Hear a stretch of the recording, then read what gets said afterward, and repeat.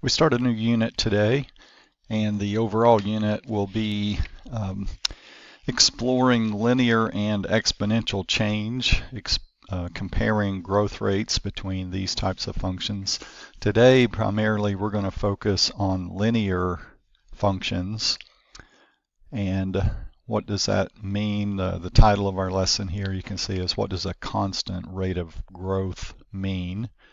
And we'll explore that as we dive into linear functions, look into equations that represent linear functions, and try to model real-life situations with linear equations or functions. So let's just dive right in. Adjust my screen here just a little bit. So let's start with some definition here, recognizing linear functions. A function is called linear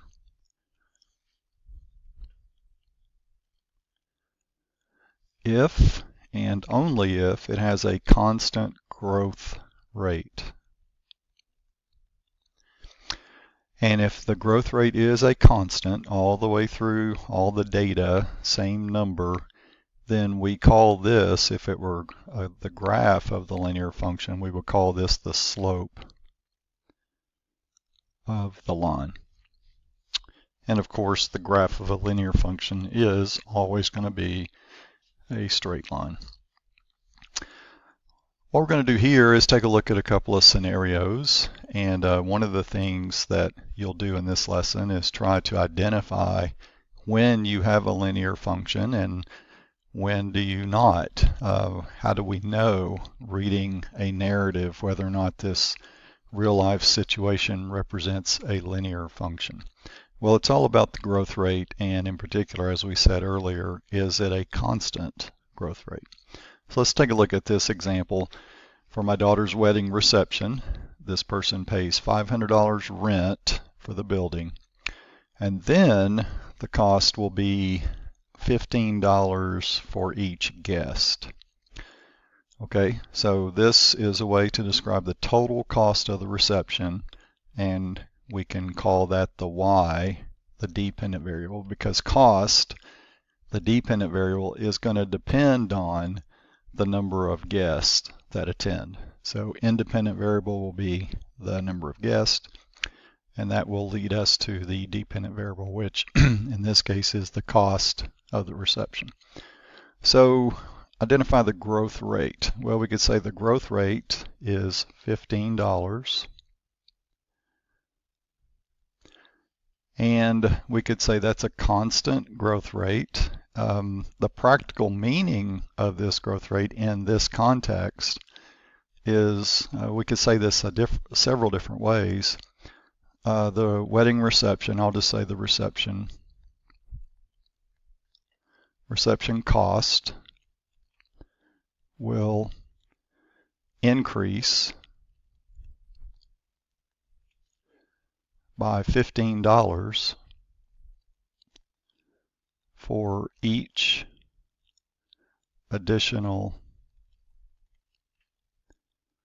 guest. Okay, and again, you could say that differently, several different ways, and arrive at the same general meaning. But we're just saying that the cost is going to rise every time we add another guest. We're going to tack on another $15. Okay, so let's take a look at this in table format. We could go ahead and write a linear equation form for this. So since we've identified the growth rate, and we know that another way of looking at growth rate is the slope, so I'm going to go ahead and do something hopefully we're familiar with.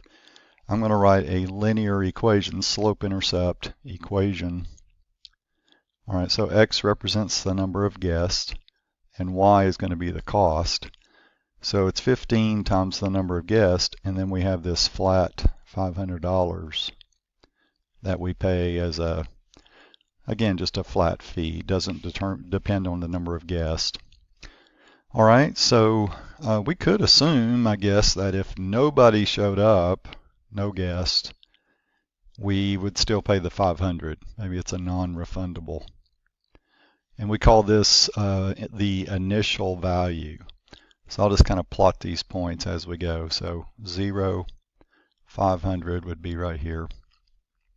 And I'll just for sake of space, I just went ahead and identified the x-axis here in intervals of 4. So let's say we had 4 guests arrive. Well, 15 times 4 is 60, plus 500, that's 560. All right, so a little bit higher, somewhere in between 500 and 600. Try to plot that right there. We'll jump up to 8 guests. All right, so 15 times 8 is 120, and then 120 plus 500 is 620. So 8 guests, $620. I'll try to put that just a little bit above 600. And we'll just go ahead and jump out all the way to 20 guests. Okay, so 20 times 15 is 300 plus 500. That's going to cost us $800. 2,800. So I'm just basically guesstimating where these points are, but it should be pretty obvious that they fall on a straight line. I'm going to maybe take a little issue with the textbook because they actually connect these dots, forming a straight line. And I understand that they do all fall on a straight line. That's why this is a linear function. And another reason why it's linear is because it has a constant growth rate. But we would call this a discrete function. And here's why. If we did connect this, then we're leaving open numbers for guests like, well, let's just take this for example. If I just connected those, there's a lot of numbers in here that do not make sense for the number of guests. Like 1.5 is in here. You wouldn't have 1.5 guests. 3 3/4 is in here. You don't have fractions when it comes to number of guests. So I get it. I understand that these points should fall on a line, and they do, but they wouldn't really technically be connected. So leaving them as a scatter plot would be more mathematically correct, and we would call this a discrete function. Not that you got to know that, but I just thought I would throw that in case you're wondering. If we do connect them, that opens up a lot of possibilities for guests that just do not make any sense. All right, so we are done with this. We've identified that this is a linear function, constant growth rate.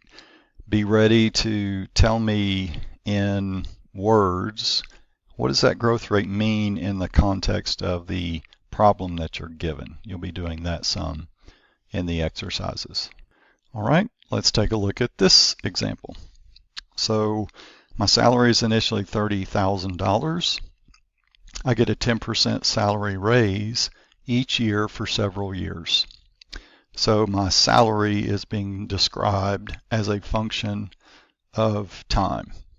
All right, so what happens here is salary initially is $30,000. So if we look at our table, time is 0.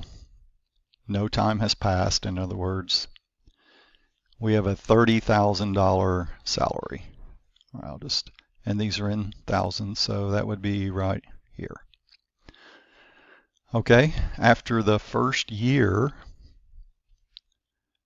I get 10%. Okay, so a way to do that mathematically is $30,000 and multiply by 1.10. We did some of those back in chapter 2. All right, and that should be 33,000, sorry. $33,000 is what my salary is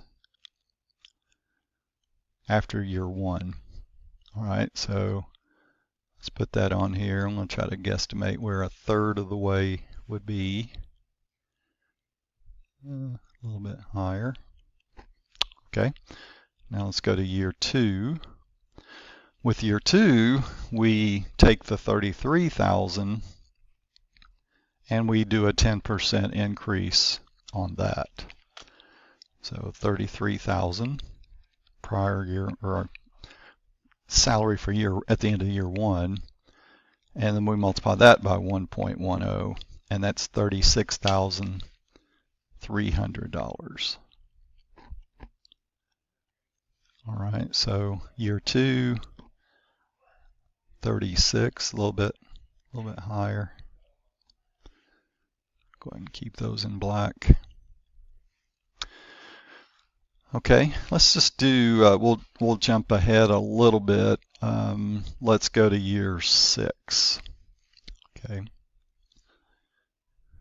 We could choose anything we want. This is independent. All right. So if you just continue on in the same pattern, so we would do for year 3, which we're not doing, but just so you'll know where I end up with my number.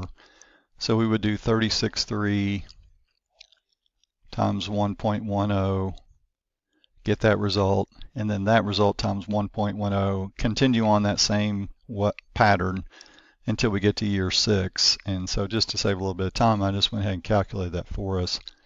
That's 53,147. Okay, so year 6, we are up here a little bit higher than 50. So it's starting to take shape. It's not going to be a straight line. It can't be because this rate of growth isn't constant. Okay, so I grew 3,000 from the start to at the end of year 1, and then the difference between year 1 and year 2 was 3,300, and then from year 2 to year 3 it was a different number. So what is happening here is, instead of this being a line, it's actually going to be a curve that's just going to continue to rise in this way. Maybe not quite that drastically, but it can't be the graph of a line because we don't have a consistent, constant rate of growth. Okay, so we would say basically, as far as growth rate, it's the increase per year in salary. And since it's not the same, we can't just say it's a fixed number. We just saw where it's not the same. So the practical meaning of this is, since it's not a consistent rate of growth, it can't be the graph of a straight line, and therefore it's not linear. Okay. No constant rate of growth. Therefore, not a linear function. Now what it is, and we'll get to this later in another lesson, this is called an exponential function. All right, so we saw one where it was linear, consistent rate of change, rate of growth, versus one that's not, and that's the key. If the growth rate is not a constant, then it cannot be a linear function. Okay, let's take a look at some examples. One of the following is linear, the other one is not. In each case, determine the practical meaning of the growth rate, and then determine whether or not the given function is linear. Okay, so 1 inch is the same as 2.54 centimeters. Distance in centimeters is a function of distance in inches. So if we wanted to put some variables here, so the distance in centimeters, y, and the distance in inches, since centimeters is a function of inches, we would say those are our variables.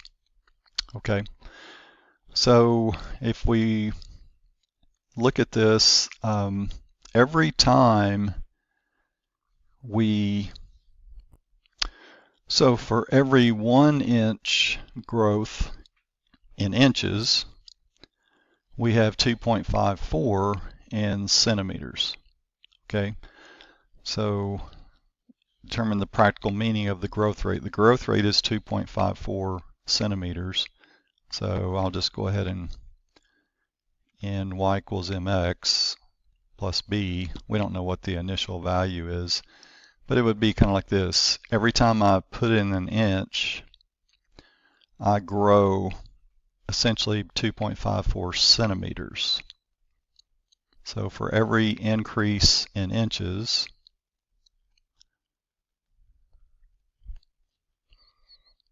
I'll say every 1 inch increase, there is a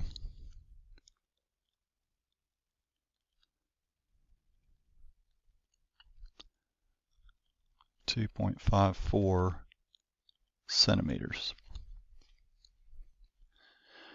And that is constant. Okay, so this would be linear. Okay, now let's take a look. This would be a counterexample. The area of a square to be a function of the length of a side. Well, the area of a square can be found like this. You take the side length, sides are all the same length for a square. All right, so if you want to, if you're not sure, you can always do a table of values and just check it out. If I put in, well, in this case, my independent variable is s, okay, we wouldn't have 0 length. But if I input 1, if the sides are 1, the area is 1. If I input 2, if the side lengths are 2, the area is 4. If I input 3, the area is 9. So you can tell right away my increase for every side length that increases by 1, I do not have a constant rate of growth.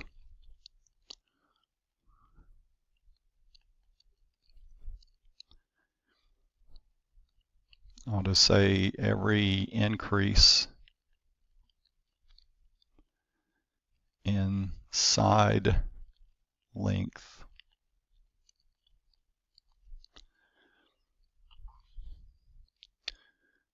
the area increases by side length squared. And the bottom line is that is not a constant rate of change.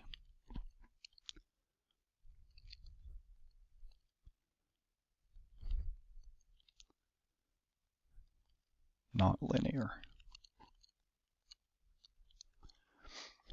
Okay, so just again a couple of counterexamples to get you to see the big deal here is the constant rate of change, also known as slope if it's a linear function, and then some examples of when the rate of change, rate of growth, is not constant. All right, we've already looked at y equals mx plus b before. You could also think of, again, growth rate is another way of saying slope. So here we'll just fill in the blank. M is the slope, or the constant rate of change. B is the y-intercept, which is also known as the initial value in these word problems. Where did you start before the growth actually started to happen? All right, let's take a look at this third example. L is the length in meters of the winning long jump in the early years of the modern Olympic Games.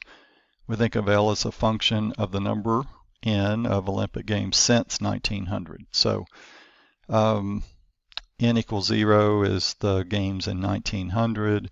N equals 1 will be representing the games in 1904 since Olympics are held every 4 years. Okay, N equals 2 would be 1908 and so forth. So they give us this approximate linear formula. Again, L is the winning long jump. So the whole point of this is there should be, over time, these athletic events, people perfect with practice, and tips and tricks are learned over time. And so you would expect that this long jump measurement would continue to increase as the Olympic Games continue to happen. And we're told that that's actually what is happening with this linear formula. So we're supposed to identify the initial value. So in other words, the initial value of 7.20, that's the winning long jump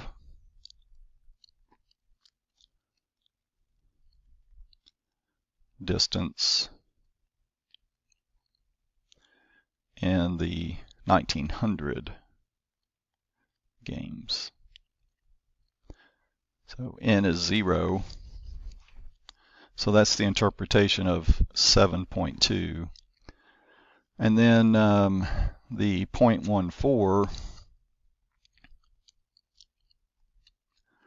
is the increase in the actual long jump distance with each increase in N. Every time the next Olympic Games comes, we would expect an improvement of 0.14 inches in the long jump distance. Sorry, I said inches, but it should be meters. Okay, so we can interpret that as the length of the winning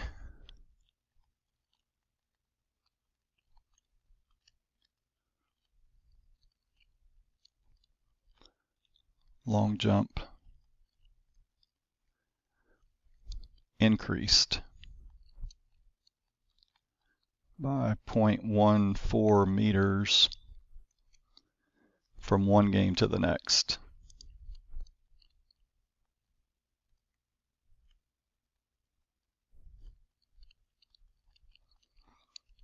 Okay, moving right along, here's another one. A rocket started from an orbit 30,000 kilometers above the Earth.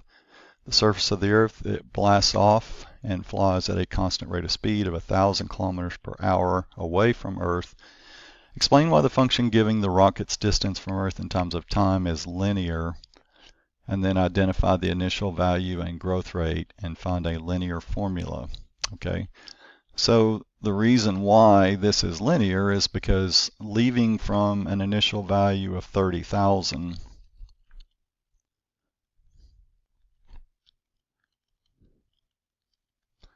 or we could say an initial orbit,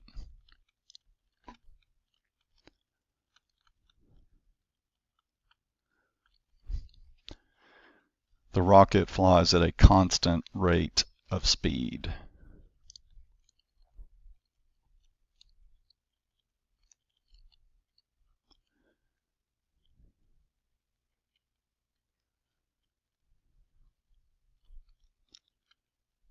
So this would justify why the function is linear. So the initial value is the 30,000.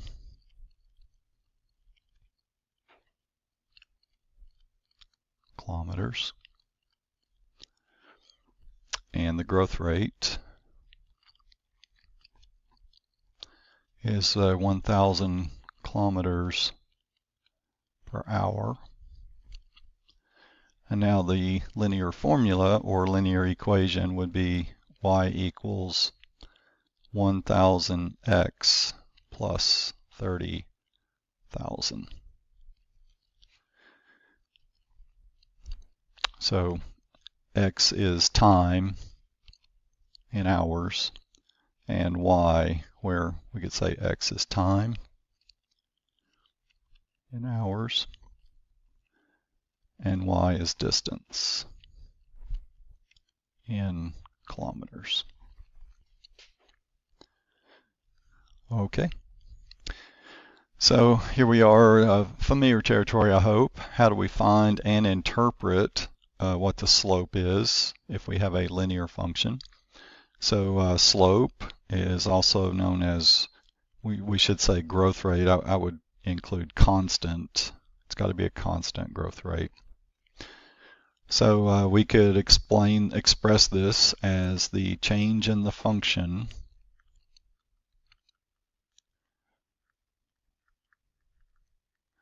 divided by the change in the independent variable. We also know this as y2 minus y1 over x2 minus x1. That's the change in the function. The function is denoted with y. Whatever the function value is, that's y, and the independent variable we already know is x. You may also see it as, we've looked at this before, delta y over delta x. Delta just means the change in the value. All right, so let's take a look at a couple examples. Suppose it is snowing at a steady rate, means that the depth of snow on the ground is a function of the time since it has started snowing. At some point during the snowfall, we find that the snow is 8 inches deep. 4 hours later, we find that it's 20 inches deep. So obviously that's an increase of 12 inches over a 4-hour period. So what's the slope? Well, we went from 8 to 20, so that's the value of the function, is the depth of the snow. And then the independent variable will typically always be a time interval, and this is a 4-hour period. So when you answer problems like this, don't just give me a number. Make sure you identify basically the meaning of the number. Okay, so there was basically an increase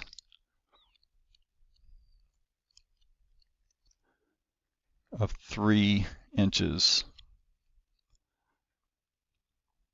And you could do it like this, 3 inches per hour. But I need some sort of information from you that you understand the units that are being discussed in the problem. Okay, here's another one. Your car's 20-gallon gas tank is full when you begin a road trip. You are using gas at a constant rate. That tells us this is linear. After 2 hours, your fuel gauge reads 3/4 full. Okay, so we started at 20. After 3 hours, it becomes 3/4, so we could multiply 20 times 0.75. And that's how much we have in the tank. So difference between starting value and where we are after 2 hours. The denominator will be the 2-hour time period. So that's 5 over 2.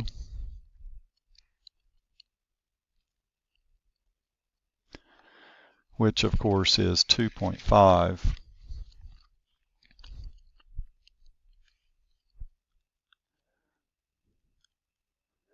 So the only thing you got to be careful with here is the gallons are going down.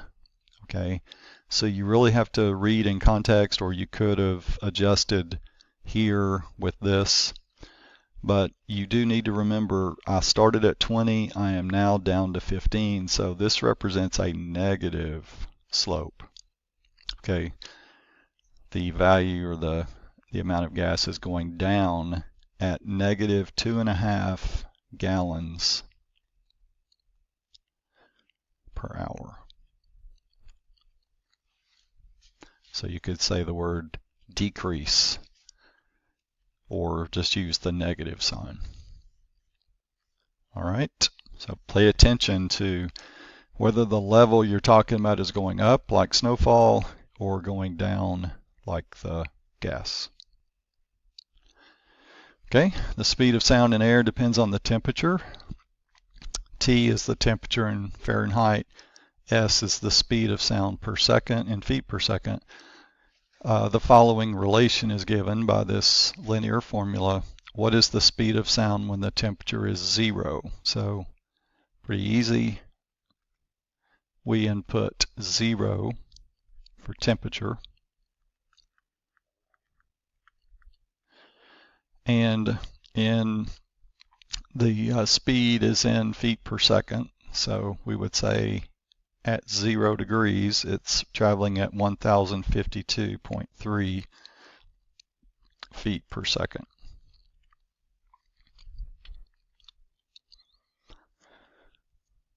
All right. If the temperature increases by 1 degree Fahrenheit, what's the corresponding? So pretty easy. We just go ahead and put in the 1 degree. So every time we have a 1 degree increase, we have an increase of 1.1 feet per second, in other words. So we just have to take 1052.3 and add the 1.1. So we've increased from 1 degree Fahrenheit, we increased in feet per second by, well, to this number, 1053.4.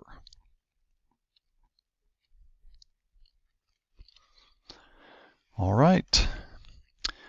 Now our final topic to conclude this lesson will involve, up to this point, we've dealt with data that line up perfectly.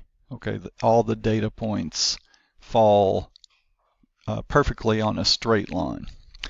But sometimes we have data points that are close. They form the pattern of a line, but they don't all necessarily fall directly on a line.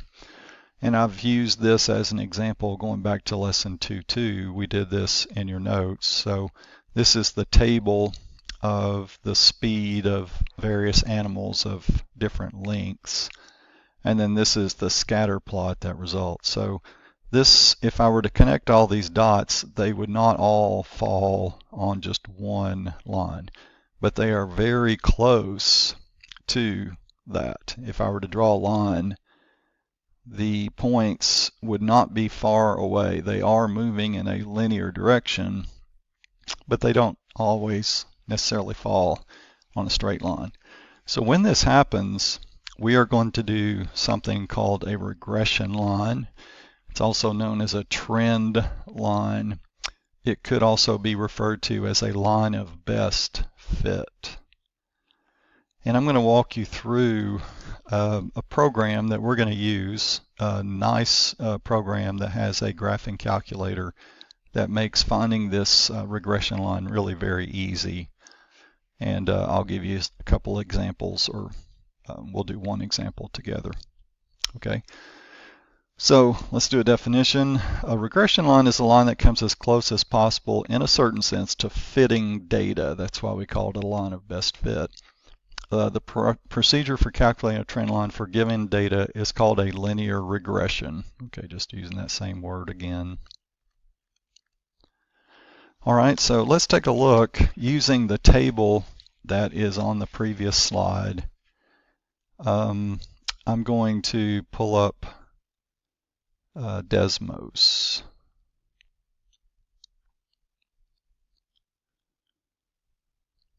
All right, and hopefully you can see here that when you go to desmos.com, you have this button that says Open Graphing Calculator.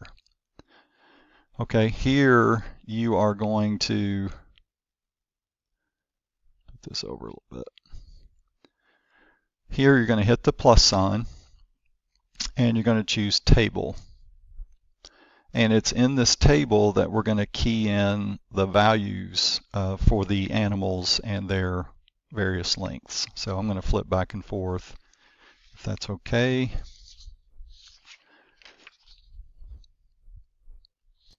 Okay, got them here before me. So I'm just going down the table, 3.5, enter, just putting in the x coordinates, 6.3, enter, 9.4, 9.8, 24.0, 47.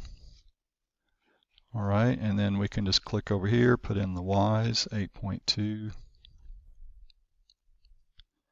15.7,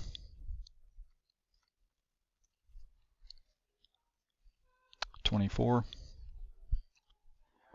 24.9, 65.6, and 95.1. Okay, so we are done entering into our table. And now if you just scroll down a little bit, you're going to see a box underneath. You can click in, and I'm hiding it a little bit, but there's a little number 2. These boxes are numbered. So this is box number 2. And in this, we're going to type in the formula that's necessary for linear regression. All right, so we're going to key it in just like this, y1, just y and then the number 1. And instead of equals, you're going to hit this, it's the tilde, shift, and then the character next to 1 on your keyboard. So usually we would say y equals mx plus b, but we don't use equals. It's like an approximation. M and then x1 plus b. Okay, and we have our linear regression model. So when we're writing our equation, we would say y, we go ahead and put equals in. The linear regression equation would be y equals, and then we usually round these off, 2.02, 2.030 maybe, round to the nearest third decimal place. 2.030 is the m, x, and then plus 5.087. And that would be our linear regression model. And you can see off to the right, you actually have the graph of that as well. And if you want to get a better picture, you can click on this zoom fit. And you can kind of see how that's the line that best fits the data. And these other numbers underneath are really more to give us an idea. The closer the data points are to the line, the stronger the line is, the data is. And so these R numbers should be, the closer they are to 1, the better, in other words. And then residuals are really measuring the distance from the point to the line. You don't really need to be worried about those. You'll talk about those more in statistics class. Your main idea here is to get those, the slope and the y-intercept, and write an equation for it. And then you can make predictions from there. Okay, so I just stepped those out, and you can go ahead. I didn't fill in the blanks, but I just talked you through what those values are that you would fill in the blanks for the equation. Okay, so that's going to wrap up the lesson. You are ready now to practice, and I hope this helps you. If you have any questions, let me know.